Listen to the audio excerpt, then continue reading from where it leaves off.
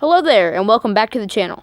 I hope you all found my last two videos educational and let you learn something about retro gaming. I don't want to let the question mark tell you what we're going to learn, so I might as well tell you myself. I'm assuming by now we all know who Atari is.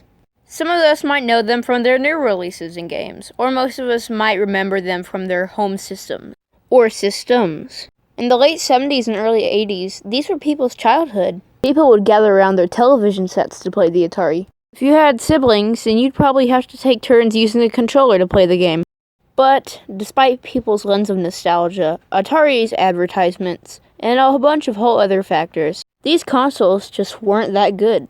Whether it be hardware limitations or cheaply made games, it was not a good year for Atari in the early years of gaming. So I thought, why not? Let's go through Atari's cheaply made, not that good, home games. Atari had a slew of video games back then, not to mention their home systems. They kept pumping out system after system, such as the Atari 2600, the 5200, and the 7800. But their most leading console was the 2600, and the one most people recognize today. Atari marketed the 2600 as a console for the entire family. Anybody could get in on the fun. Anybody from your parents, your uncle, heck, even your dog. Comparing other game consoles at that time to the 2600, there was no comparison. Atari won every single time. Comparing the ColecoVision to the 2600, there's no comparison still. Coleco sold 2 million units between 1982 and 83, while Atari, on the other hand, sold 30 million units. Wow, Atari, talk about showing off. Not to mention that Atari was like the Sega of the 1970s, always adding add-ons to the Atari 2600, shown beautifully by this commercial. I'd like an Atari 2600 system, please, and everything that goes with it. Everything? You sure you want everything? I want everything. Now you get a new low price, up to $30 a rebate office, and a free pack. Is that everything? It's not everything. You can get nearly 300 different cartridges. 300? That's nothing. It's something. But it's not everything. Soon there'll be a voice module, trackball, remote control joysticks, and a computer keyboard. It's amazing. It's amazing, but it's not everything. It's not everything. Soon there'll be educational games, too. Is that everything? That's everything. For now. For now? I'm starting to agree with this dude. I mean, come on, Atari, how much are you gonna add to this stupid system? But despite Atari's plethora of add-ons, marketing campaigns, and advertisements, again, these just weren't that good. Now we're going to compare Coleco and Atari to gameplay. Now Atari might have had the upper hand on marketing, but in games, this is Pac-Man on the 2600.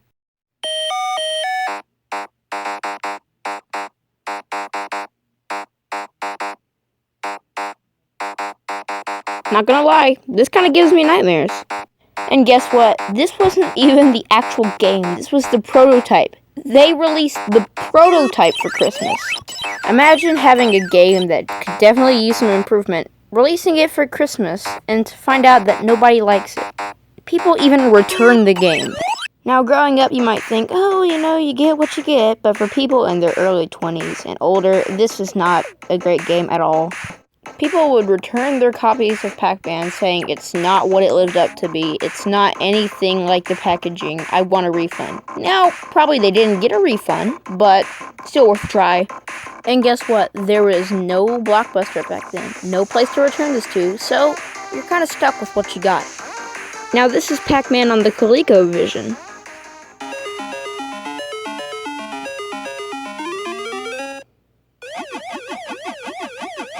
My goodness, this is so much better than the 2600. All the ghosts are here in one place. Pac-Man looks normal. The dots look normal. Everything looks great. Which one would you want to buy? It's kind of obvious. I'll quote the great Coleco themselves. Sorry, Atari.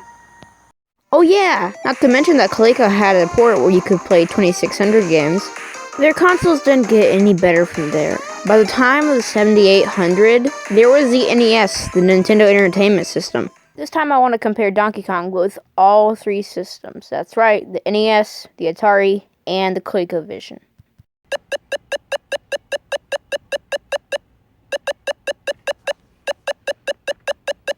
As you can see, no sound, very poor audio, and not the best Atari could do.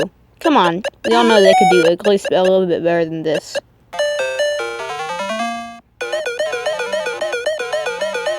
Now, Coleco's is not anything perfect, but it's at least better than this. It has sound, better graphics, and overall, pretty decent.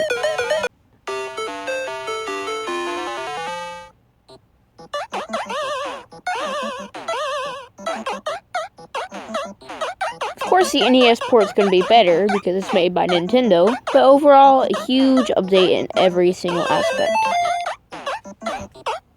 Now, I didn't just come here to hate on Atari. They did some good ports, like, Breakout, Space Invaders. They're welcomed into the history of gaming, and they did good with what they had. So we've looked at Atari's video game craze, advertisements, and flaws. Let me know what you liked about the console in the comments below.